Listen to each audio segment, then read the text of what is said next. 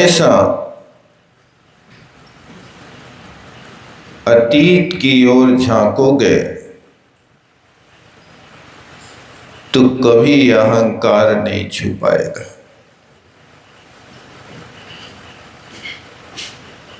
जब कभी भी किसी वस्तु को लेकर के यदि अहंकार उत्पन्न होने लगे तो उस अतीत को याद करना, हे आत्मन, काल अनंत निगोद मझार, क्या अतीत है? ये तो किराए का मकान है जहां रह रहे हो। यहां सब कुछ पराया है, तुम्हारा निजी क्या है?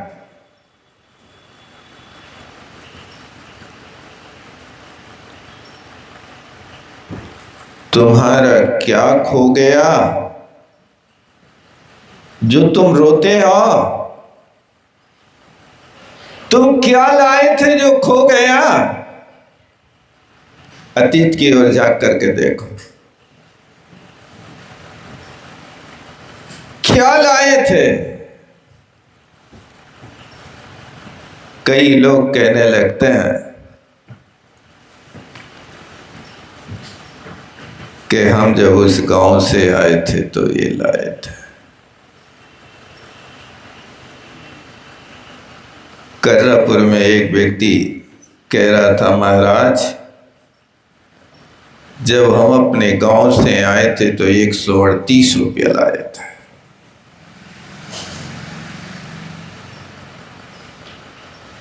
आज उसके पास मकान और सोने चांदी की दुकान है।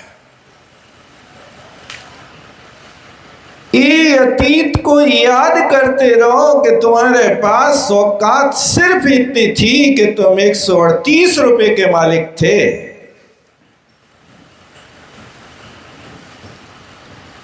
अब यदि यहां से जाओगे तो क्या लेकर के जाओगे? औकात देखना। आप कहते रहते हो मेरे पास ये है, मैं ये जोड़ लूं, ये जोड़ लूं। राजा हो या रंक, औकात तो बस इतनी है, 2 गज कफन का टुकड़ा बस तेरे साथ होगा। वो भी 2 गज कफन का टुकड़ा कोई और देगा। आज तक दुनिया के किसी व्यक्ति ने अपने लिए कफन खरीद के नहीं रखा कि कफन मैंने खरीद करके रख दिया है, मेरे जाते समय तन पे डाल देना। किसी को विचारे नहीं आता कि मैं मरूंगा। करिष्यामि करिष्यामि करिष्यामीति चिंतितम्, मरिष्यामि मरिष्यामि मरिष्यामीति विस्मृतम्। संसार का प्रत्येक प्राणी करूंगा करूंगा करूंगा करूंगा बस इसी की चिंता में रहता है। कोई के मुख से नहीं निकलता मरिष्यामि मरिष्यामि मरिष्यामीति विस्मृतम्, भूल गया। जबकि 12 भाव पड़ेगा तो उसमें संकेत किया जाएगा मरना सबको एक दिन। भैया अतीत को मत भूलना। लक्ष्य, आप नरसिंहपुर से चल रहे हैं, शिखर जी का लक्ष्य है, शिखर जी जा रहे हैं, लेकिन नरसिंहपुर से शिखर जी तक के लिए स्टेशन कितनी पड़ना है भाई साहब? क्या आप यहां से बैठते हो गाड़ी पे तो सीधे शिखर जी में उतरते?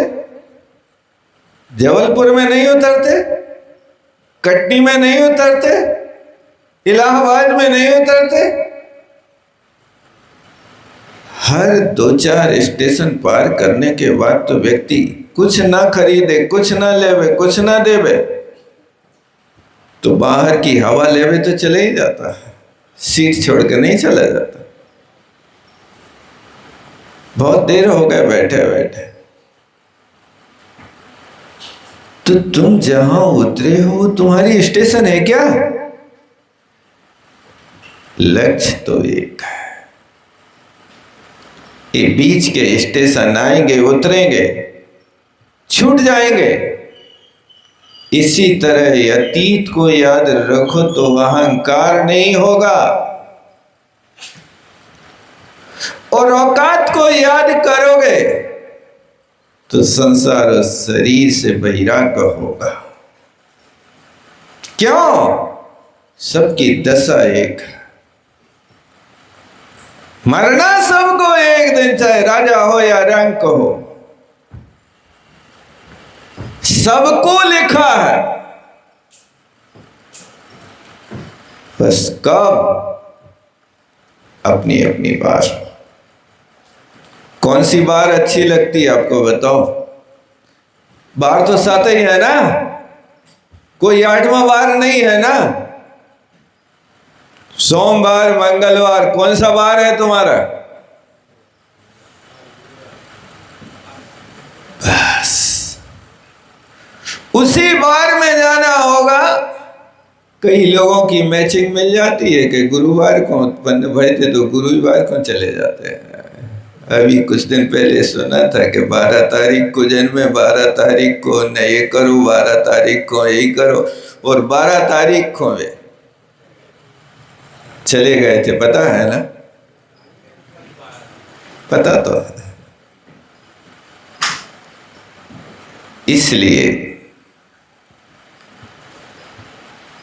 बस इतना याद रखना, अतीत क्या है। अतीत की कहानी अब चालू कर रहे हैं यहां से। औकात क्या है, इसको आगे बहुत अच्छे ढंग से समझाएंगे। इसलिए बार बार याद करो। किसको याद करना? काले अनंत निगोद मझा वी तो एक इंद्री तंधार। इतना ही नहीं, और भी आगे लिखते हैं कि हे आत्मन, संसार में सबसे ज्यादा दुख व्यक्ति को है तो जन्म का और मरण का। जन्म का भी भयंकर दुख होता है। वो जन्म का दुख मनुष्य, त्रेंच और नारकियों को होता है। देवों को जन्म का दुख नहीं होता, क्योंकि देवों के उपासैया अपने विमान में बनी होती है, और वे उपासैया पर जब जन्म लेते हैं तो जन्म लेते ही उनके लिए उनके परिवार के करोड़ों करोड़ देवांगनाएं, अंगरक्षक उनको माला लाए खड़े रहते हैं। अनहद बाजे बजते हैं। ये देवगति में उत्पन्न होने वाली जीवों के लिए व्यवस्था है। उनको कोई कष्ट नहीं होता। जैसे यहाँ डल्लभ के गड्ढा पे उठ करके आप लोग बैठ जाते ना नीचे, बस ऐसे ही वहाँ जन्म होते हैं। एक अंतर मुहूर्त के भीतर पर्याप्तक हो जाते हैं, और पर्याप्तक होते ही वहाँ पर हाथों पर लेने के लिए, झेलने के लिए, आरती उतारने के लिए उनके परिवार के लोग खड़े रहते हैं। चूंकि उनके लड़के बच्चे नहीं होते, लेकिन उनके पास देवांगनाएं बहुत होती। कम से कम कैसे भी घटिया क्वालिटी का देव हो, सबसे घटिया, सबसे गरीब, तो भी कम से कम 32 देवांगनाएं तो उसके पास रहेंगी। और वैभव कितना रहेगा? सबसे घटिया गरीब देव का जितना यहाँ चक्रवर्ती का वैभव है, उस चक्रवर्ती के वैभव से भी अनंत गुणा वैभव उस घटिया देव को होगा। और जो उच्च क्वालिटी का देव होगा उसकी कथा तो आगे बताएंगे, हम यहाँ नहीं बता रहे क्योंकि प्रसंग वो नहीं है, अभी तो निगोद की बात करना। तो यहाँ पर मनुष्य त्रियंच गति में बहुत कष्ट है। 9 माह तो अंधकूप में पड़ा रहता है, क्या कष्ट सहन करता होगा वो आगे देखेंगे अपन। त्रियंच गति की भी यही दशा है, लेकिन त्रियंच गति में ऐसे है कि कुछ जीव जन्म अंतर मुहूर्त में ले लेते, सम्मूर्छन जीव भी पर्याप्तक हो जाते, अपना काम कर लेते हैं। जो पंचेंद्रीय जीव होते हैं वे गर्भज भी होते हैं, सम्मूर्छन भी होते हैं। गर्भज का अर्थ के जो गर्भ से उत्पन्न होते हैं वे गर्भज। गर्भ जन्म 3 प्रकार के होते हैं, एक जरायुज होता है, एक अंडज होता है और एक पूत जन्म होता है। जरायुज का अर्थ होता है कि जन्म के समय में जिनके शरीर पर एक मांस की खोल लिपटी रहती है, उस खोल के साथ जो उत्पन्न होता है उसको जरायुज कहते हैं। ये मनुष्य त्रियंच संगी पंचेंद्रीय जीवों गर्भज के भेद होते हैं। अंडज एक होता है कि जो सिर्फ त्रियंचों में होता है, ये अंडज का भेद, जो अंडे से उत्पन्न होते हैं उनको अंडज कहते हैं। और एक जीव ऐसे होते हैं पोत जन्म वाले कि जिनका जन्म तो होता है लेकिन जन्म के काल में उनके शरीर पर कोई आवरण नहीं होता, निरावरण होते हैं। और भी जन्म लेते पेट से बाहर निकलते ही चलने फिरने लगते हैं, उनको पोत जन्म वाला कहते हैं।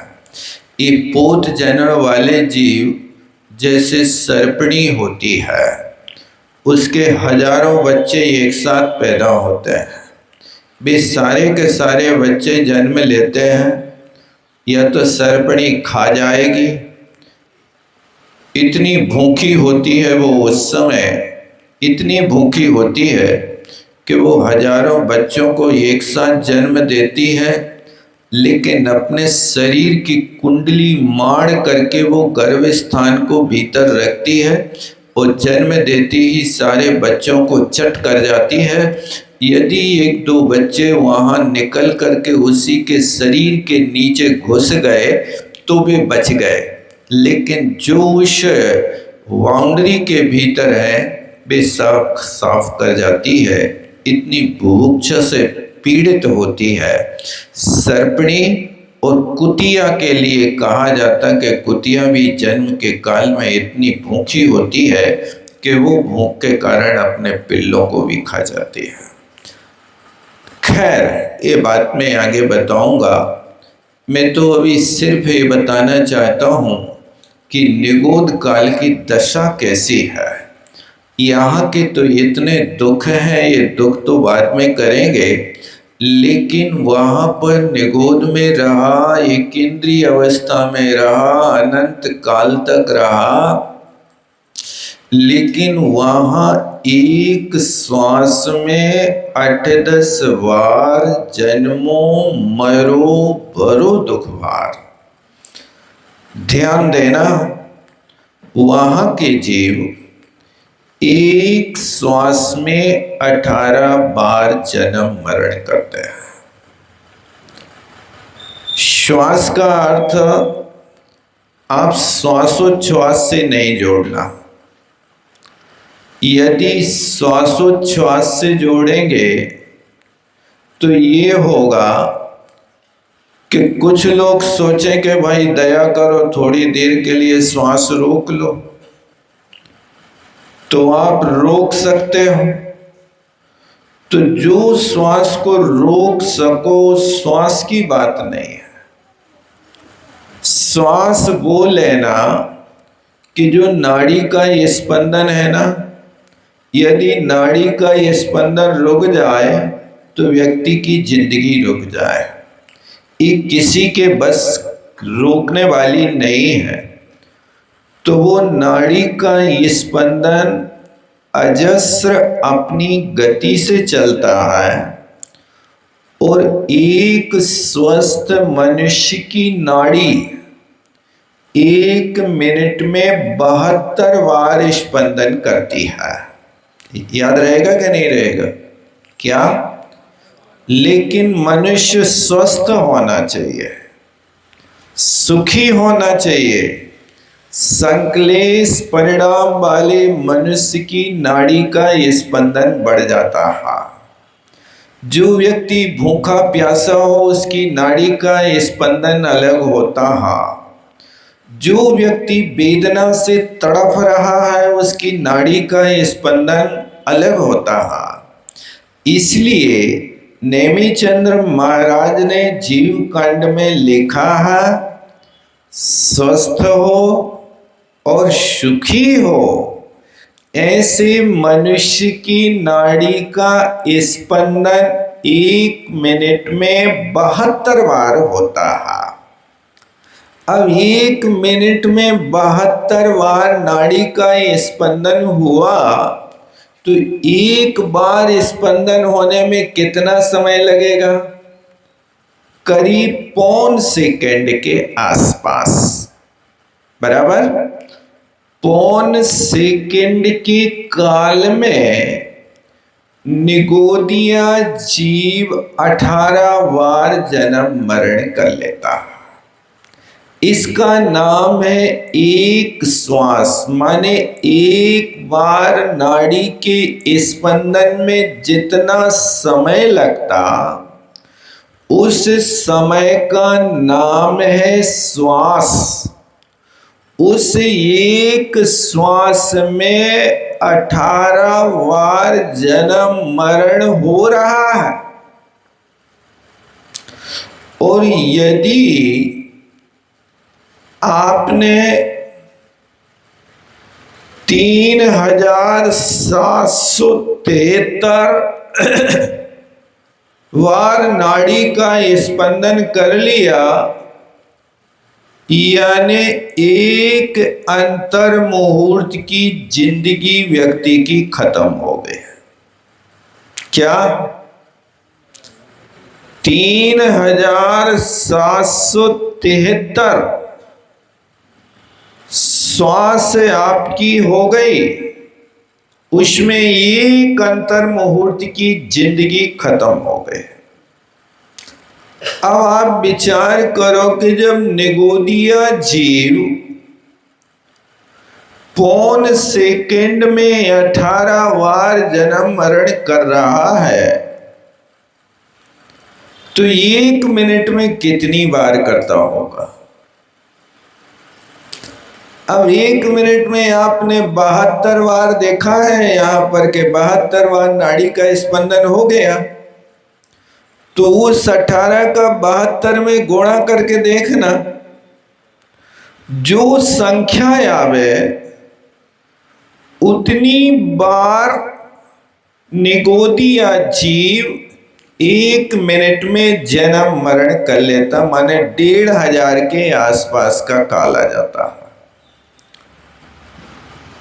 अब जब 1 मिनट में हजारों बार कर लेता है तो एक मुहूर्त में कितनी बार करता होगा? विचार करना। एक मुहूर्त में निगोदिया जीव 66,336 बार जन्म मरण कर लेता है।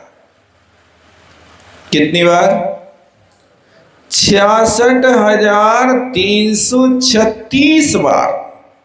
कितने समय में? अंतर मुहूर्त कितना बड़ा है? 48 मिनट के काल को मुहूर्त कहते हैं।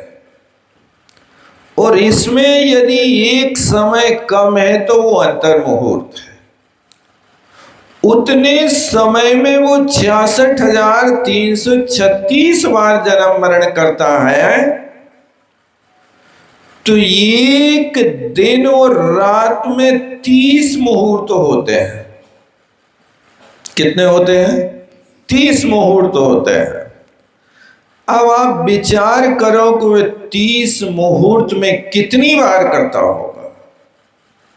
यानी एक दिन में लाखों बार जन्म मरण। तो एक सप्ताह में कितनी बार करता होगा? एक महीने में कितनी बार करता होगा? एक साल में कितनी बार करता होगा? भैया यहां कहानी ध्यान से सुनना। यह दिन की, मुहूर्त की, महीना की, साल की, युग की बात नहीं लिख रहे। किसकी बात लिख रहे हैं? काल अनंत निगोद मझार। अनंत क्या होता है?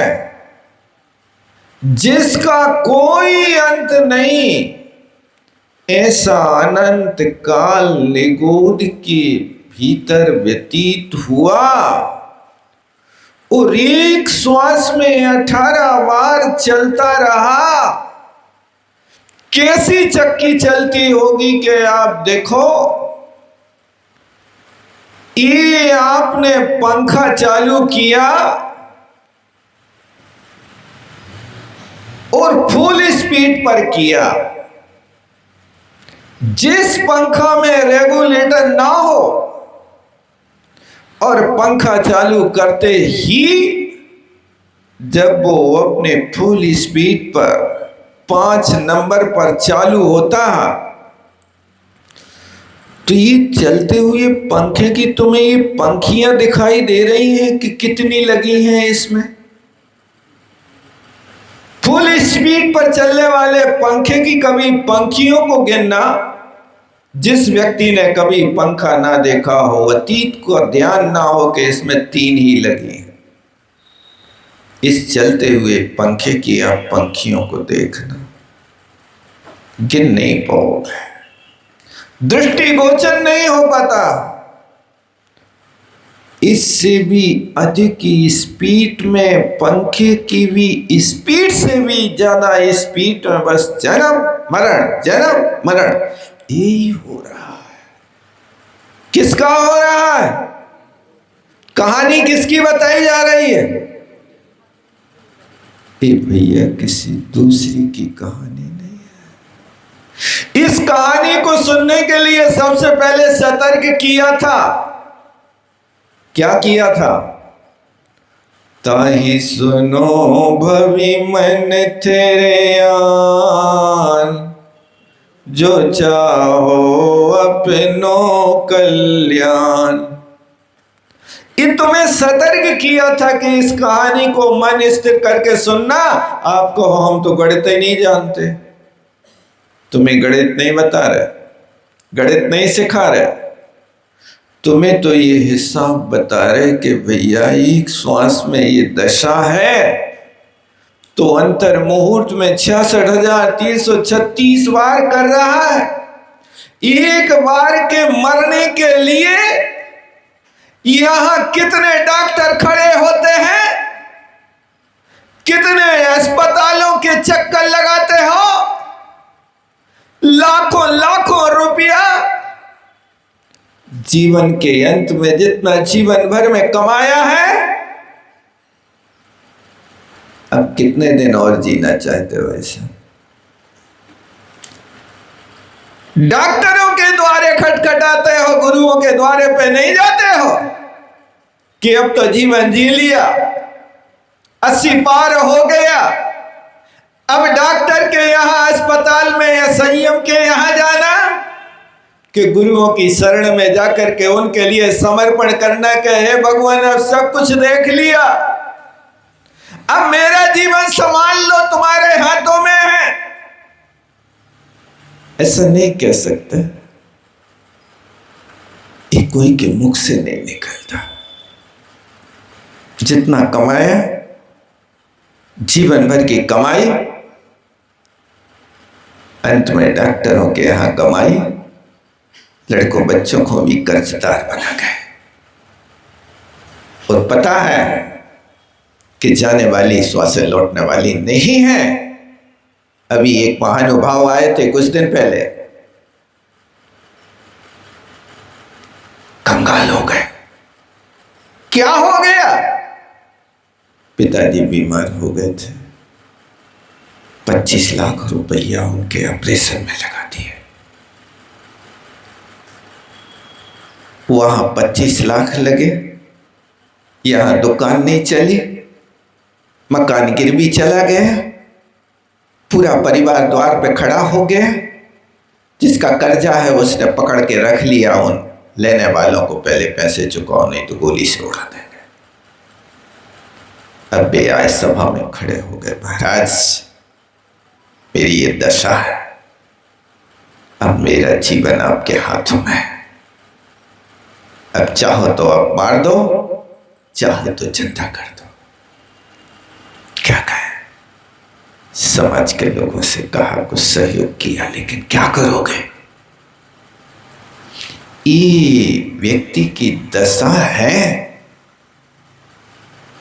कि वो गुरु के शरण में नहीं जा पा रहा है। मरने के लिए, बचने के लिए अस्पताल के द्वारे पे पहुंच करके वहां और भी जीने की इच्छा कर रहा है, जबकि जिंदगी भर पाठ करत रहे, जीने की हो न वांछा, मरने की हो न इच्छा,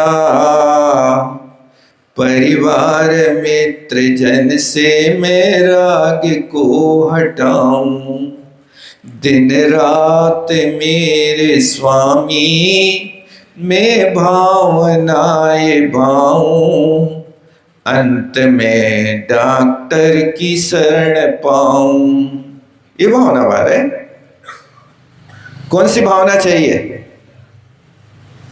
अरे भावना तो कही जा रही, दिन रात मेरे स्वामी में भावनाए भाऊं, देहांत के समय में तुमको ना भूल जाऊं, और इनको भूल करके जिनको भूलना चाहिए उनकी शरण में जा रहा है। कैसी विपरीत दशा है, ये व्यक्ति की दशा ही निराली है।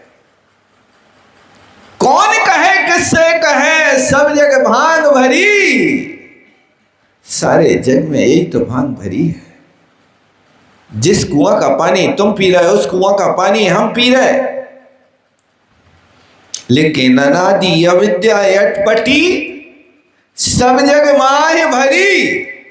कौन कहे किससे कहे, कुएं में भांग पड़ी। ये अनादि अविद्या बड़ी अटपटी है, कौन किससे कहे और कौन सुनने को तैयार है। एक महानुभाव बीना में आए, बोले महाराज आशीर्वाद दे दो, इनकी उल्टी श्वासें चल रही हैं, हैदराबाद ले जा रहे, उल्टी सांसों में हैदराबाद। मैंने कहा आचार्य महाराज के पास ले जाओ। बोले मेरी भावना तो यही है, लेकिन दुनिया का के, दुनिया बड़ी दुरंगी है, दुनिया का के, इसलिए दुनिया के कहवे के लाने हैदराबाद लेके जा रहे हैं। पास में 200 किलोमीटर पे गुरु महाराज बैठे हैं, 100 किलोमीटर पे वहां ले जाए। क्यों? दुनिया का के। भैया दुनिया तो रंगी है, दुनिया तो अच्छे को भी कभी बुरा कहेगी, कभी बुरे को भी बुरा कहेगी। दुनिया तुम्हें जीने नहीं देगी। तुम तो गुरु जो कहे वो करो, आगम जो कहे वो करो। दुनिया ऐसे ही है, जिसको जो जस्ती है सो कहता है, उसके पीछे क्यों भाग रहे तुम? महाराज तुम प्रवचन में कह रही हो, वाह, प्रवचन में महाराज कह दे कि हैदराबाद न ले जाओ, जबलपुर ले जाओ,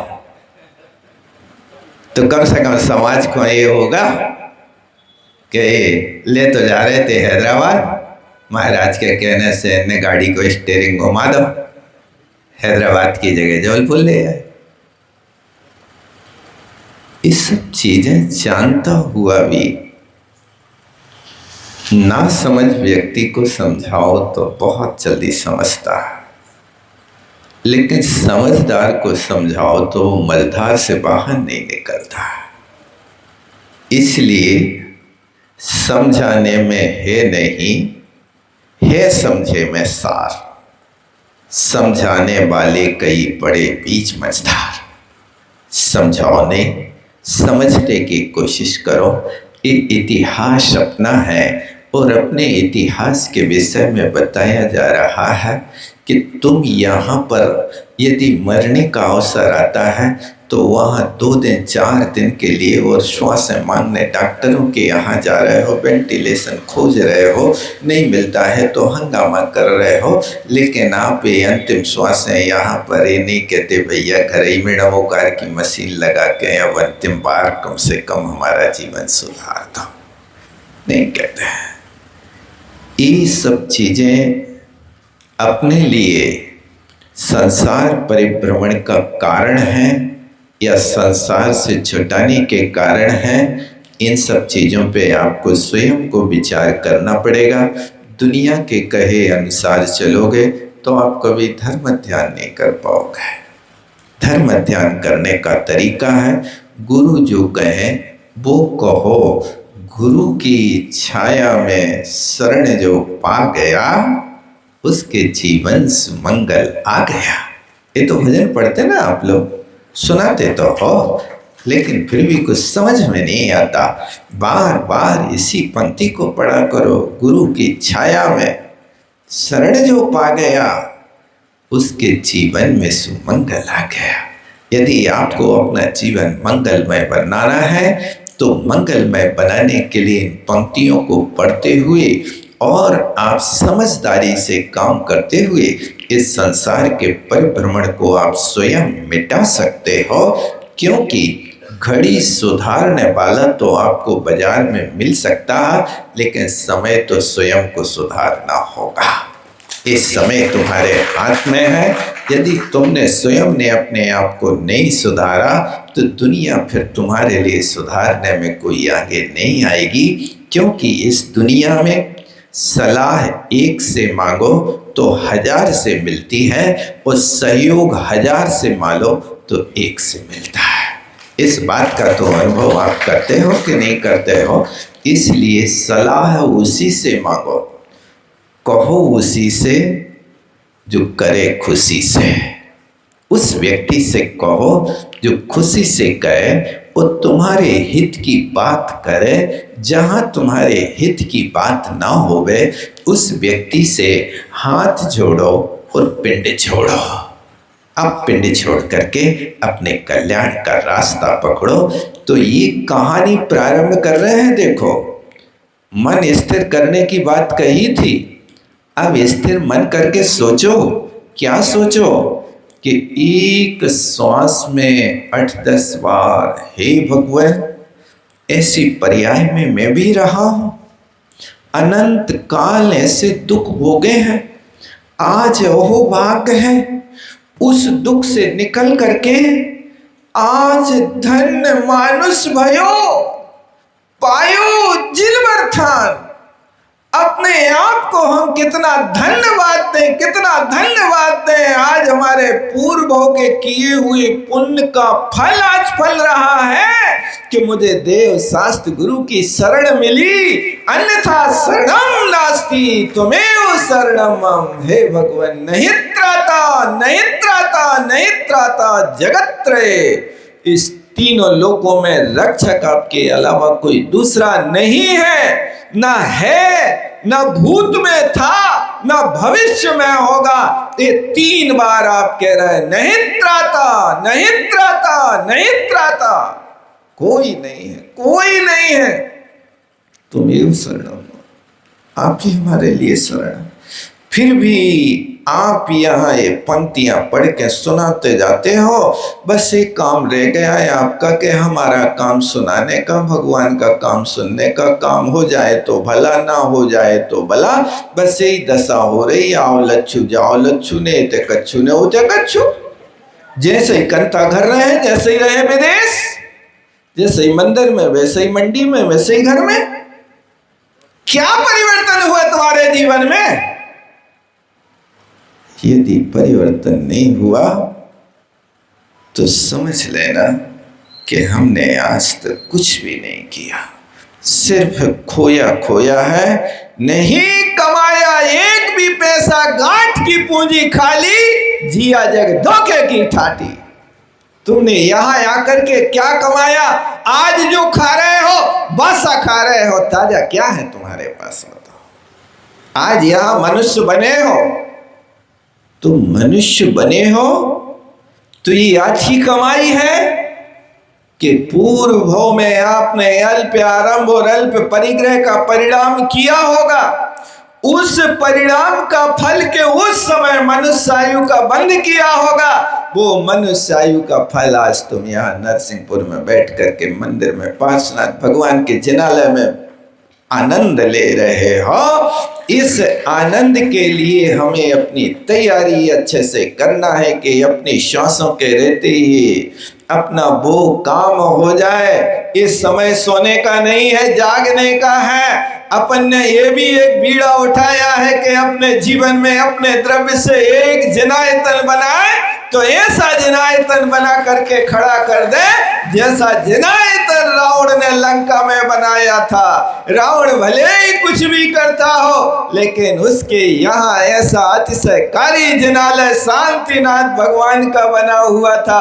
आप परम पुराण में पढ़ो, जिस शांतिनाथ भगवान के जिनालय में बैठ करके रावण ने बहुरूपणी विद्या सिद्ध की थी, जो ऐसा अतिशयकारी मंदिर था कि जहाँ 24 दिन में सिद्ध होने वाली विद्या थी, उन पास शांतिनाथ भगवान के चरणों में 8 दिन में वो विद्या उनके सामने आकर के खड़ी हो गई।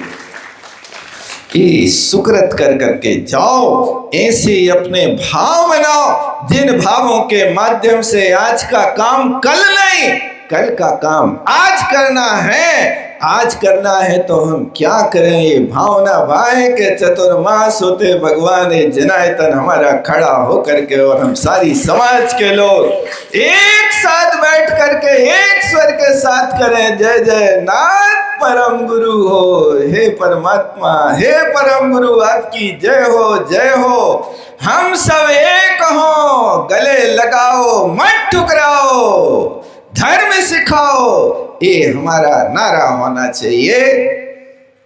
मैं बस यही कहता हूं, अच्छे कार्यों के लिए देर नहीं। क्यों? पता नहीं है ना भरोसा आज का, फिर कल की क्या बात। आज का भी भरोसा नहीं है, कल की क्या बात करें, चतुर्मास के बाद की क्या बात करें। इसलिए जो दे गए सो ले गए, जो धर गए सो खो गए। जिन्हें दिया वो लेके गए, लेके जाना। इसी भावना के साथ विराम लेता हूँ। बोलो आचार्य गुरुवर विद्यासागर जी महाराज जी। जावाणी के ज्ञान से सूझे लोकालोक, शोवाणी